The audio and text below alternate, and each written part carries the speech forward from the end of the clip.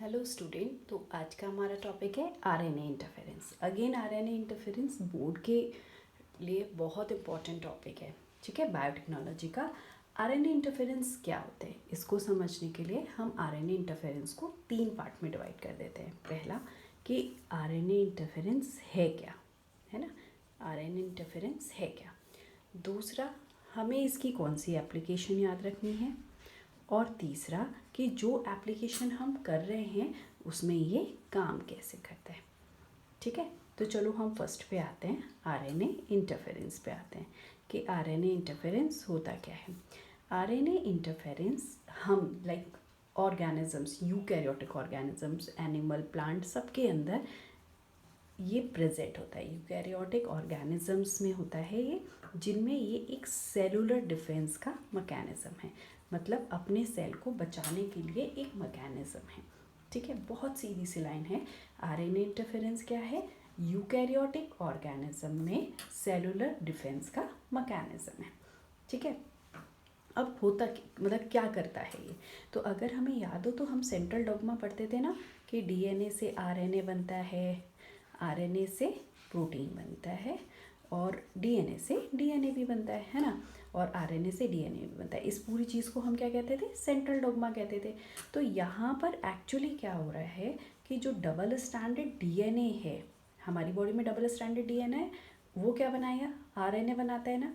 तो ये आरएनए कैसा बनता है, सिंगल स्ट्रैंडेड होता है। तो यहाँ पर अगर कहीं इससे कहीं और से एक और आरएनए मिल जाए, अब ये आरएनए भले उसको किसी वायरस से मिल जाए या कोई ट्रांसपोजोन्स हो उससे आ जाए, तो ये आरएनए कैसे हो जाएगा, डबल स्ट्रैंडेड आरएनए हो जाएगा, है ना। अब ये डबल स्ट्रैंडेड आरएनए होगा, एक सेंस एक एंटी सेंस स्ट्रैंड होगा, तो जब ऐसे दो स्ट्रैंड्स होंगे तो वो एक कॉम्प्लेक्स प्रोटीन बना जाएगा, ठीक है। तो उससे प्रिवेंट करने के लिए हमारे यूकैरियोटिक ऑर्गेनिज्म में कौन सा डिफेंस मैकेनिज्म है, आरएनए इंटरफेरेंस। मतलब ये डबल स्ट्रैंडेड आरएनए नहीं बने, इसे प्रिवेंट करने के लिए क्या है हमारे पास, आरएनए इंटरफेरेंस, ठीक है।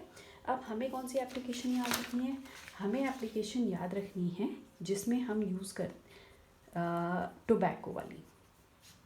जो टोबैको प्लांट होता है ना, टोबैको प्लांट को एक निमैटोड है जिसका नाम है मेलोडिगाइनी। ये उसकी रूट पर अटैक करता है और इस टोबैको प्लांट की पूरी ईल्ड को ख़राब कर देता है, पूरी जितना भी पैदावार होती है इसकी उसको ख़राब कर देता है। तो हमारा क्या काम है कि हमें इस टोबैको प्लांट को बचाना है, किससे, मेलोडिगाइनी से।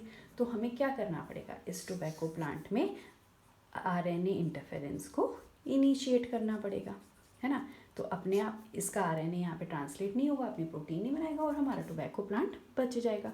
तो ये एप्लीकेशन हो गई। अब ये एप्लीकेशन यूज़ कैसे करेंगे, है ना, काम कैसे करती है ना, हमारे एप्लीकेशन में कैसे काम कर रहा है आरएनए इंटरफेरेंस। तो हम क्या करेंगे, एक बैक्टीरिया लेंगे, थोड़ी देर के लिए आप साइंटिस्ट बन जाओ और एक बैक्टीरिया ले लो जिसका नाम है एग्रोबैक्टीरियम, और इसको हम कैसे यूज़ करेंगे, एज अ वेक्टर। इस वेक्टर में हम कौन सा जीन डाल देंगे, निमैटोड का स्पेसिफिक जीन, ठीक है। निमैटोड का स्पेसिफिक जीन आप इसमें डाल दो, तो ये तो वेक्टर है, इसका काम तो बस ले जाना है। तो ये कहाँ पे ले जाएगा इसको, टोबैको प्लांट में, इस निमैटोड स्पेसिफिक जीन को, और यहाँ पे जाके कौन इनिशिएट हो जाएगा, आरएनए इंटरफेरेंस। तो जैसे ही निमैटोड इस पर अटैक करेगा तो निमैटोड का जो आरएनए होगा वो आरएनए इंटरफेरेंस उसको ख़त्म कर देगा, मतलब उसका एमआरएनए अगेन आगे की प्रोटीन नहीं बनाएगा और टोबैको प्लांट इस पेस्ट से बच जाएगा। Thank you.